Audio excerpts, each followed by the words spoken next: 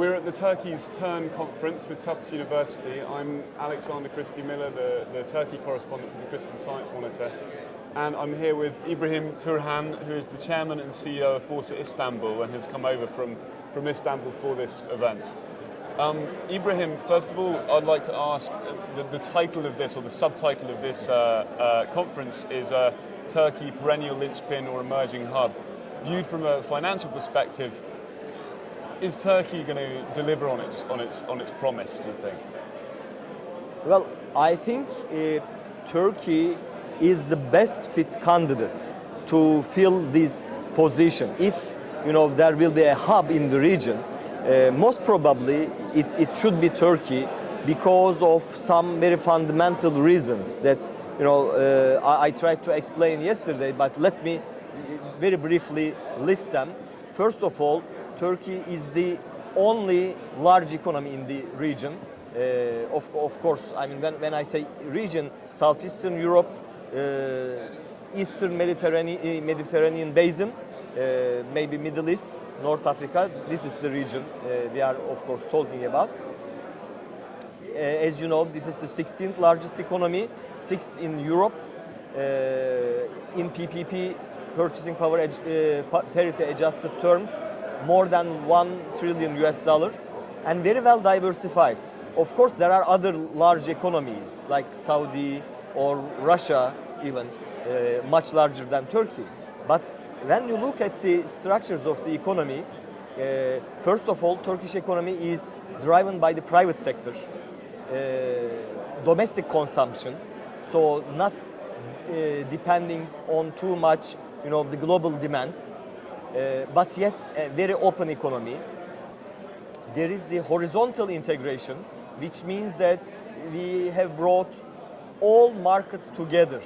Cash equity, debt instruments, Sharia compliant products, energy products, commodities, gold, diamonds, everything together. Cash and derivatives together. Vertical integration has been accomplished. That is, orders and post-trade operations are functioning in a smooth way.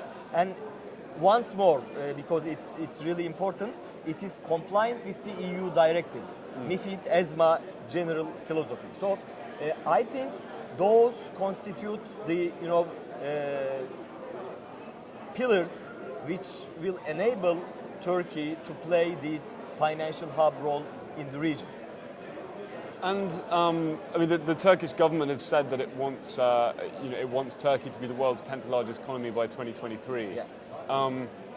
I think some of the optimism surrounding Turkey has diminished in the last few months. I mean, as you see it, what are the main challenges facing Turkey in reaching that goal? Of course, there are two dimensions. The first one, and in my opinion, the most important, is the general disengagement from the emerging markets. So now emerging markets are seen, of course, on a comparative basis, less appealing for global capital. Nevertheless, we should keep in mind that, for example, whenever there are good news appearing, then we can observe a very quick switch and again money going to the emerging markets. Again, there is a fundamental issue that is by definition and by construction. The second dimension is Turkey-specific components of those risks, and I think after the stabilization, once the political cycle will be completely behind of us, if Turkey can continue in the same path that it has been following since the beginning of the millennium, which means that strengthening the structural reforms, improving the infrastructure, keeping her eye on the European Union accession process, and I think those can be overcome.